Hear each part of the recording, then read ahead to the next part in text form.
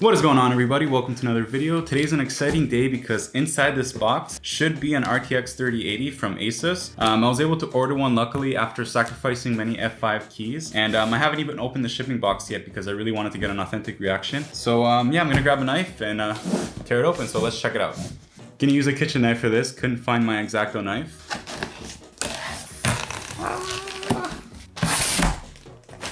Alright, so it's a little bit of a different box here. You got the receipt. So inside here should be the graphics card. I'm just gonna open this up.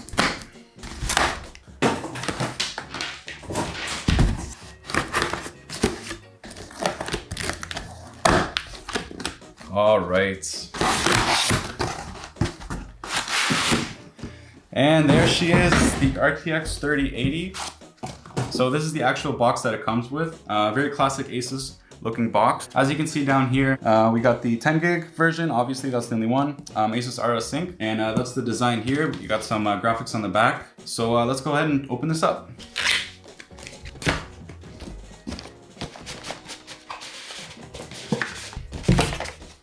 All right, so this is the box. Opening it up, you can see the graphics card. You also get a, no idea what this is, but some sort of ruler.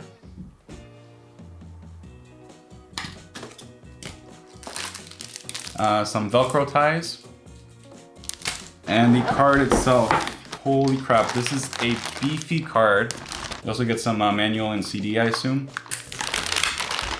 Wow, this is actually really heavy. Take a look here. The Asus ROG Strix 3080. Here's the back plate. You got 2 HDMI ports and 3 display ports. This one has an extra HDMI over the Founders Edition. And then on the side here, you have the 3 8-pin connectors.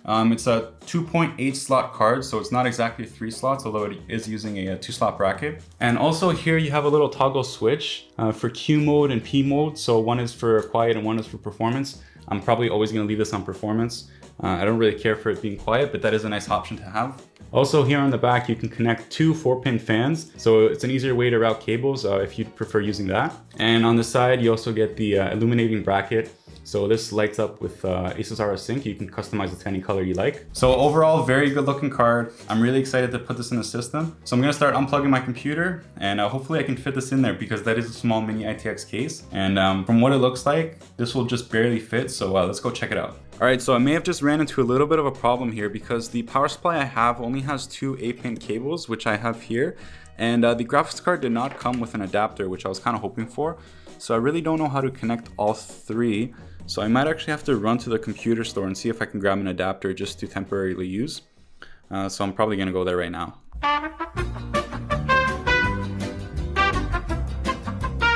So I just went to the store and they had no 8-pin cables or adapters of any kind. So I ended up grabbing a new power supply, and I know that sounds absolutely ridiculous, but I should be able to sell the old one for about what the new one cost because it was on a really good sale. So that kind of worked out. But yeah, I'm gonna head on home and I'm gonna start getting this installed. All right, so I have the case opened up. Before I install the card, I obviously have to remove the bottom 2 fans because it will not fit. So I'm gonna do that first, and then I'm gonna swap out the power supply. And I'm also gonna take out the radiator because I'm gonna try to put the cables behind it. That way it's a little bit cleaner. So yeah, I'm gonna go ahead and get that started.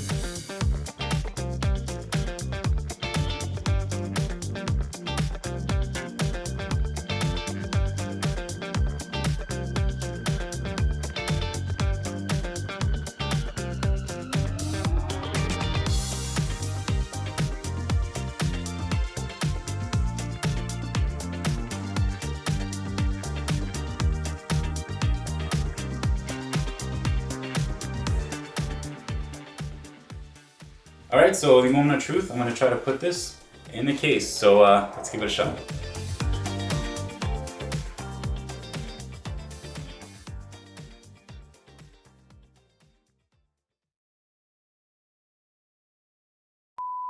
Alright guys, so it is the next day. I actually had to stop the recording because I was having a little bit of a hard time getting everything installed, and I was barely able to do it in the end. I had to get a second pair of hands to help me out. As you can see, it's a very tight fit. This radiator was getting in the way of the graphics card getting installed.